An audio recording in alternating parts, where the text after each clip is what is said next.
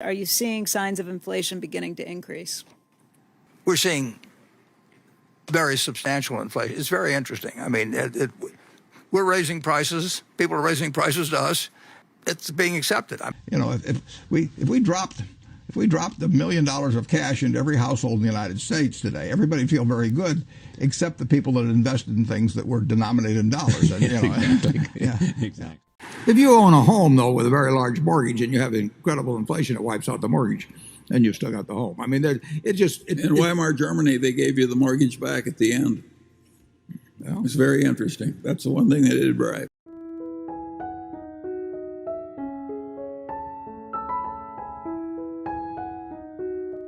I would say this about gold.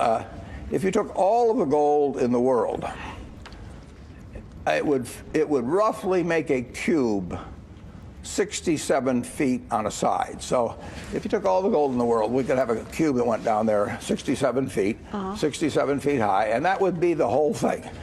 Now, for that same cube of gold, it would be worth at today's market prices about $7 trillion. That's probably about a third of the value of all the stocks in the United States. So you could have a choice of owning a third of all the stocks in the United States, or you could have a choice of owning that little block of gold, which can't do anything but kind of shine there and make you feel like Midas or Croesus or something of the sort. Now, for $7 trillion, there are roughly 1 billion acres of farmland in the United States. They're valued at about $2.5 trillion. It's about half the continental United States is farmland. You could have all of the farmland in the United States. You could have about 7 Exxon Mobils, and you could have $1 trillion of walking around money.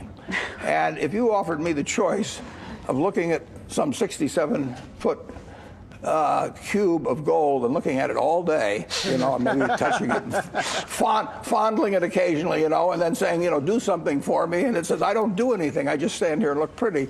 And the alternative to that was to have all the farmland in the country, everything, cotton, corn, soybeans, 7 Exxon Mobils, just think of that. Add $1 trillion of walking around money. You know, maybe call me crazy, but I'll take the farmland and the Exxon Mobils. Unfortunately, most businesses will not come out well in real terms during inflation.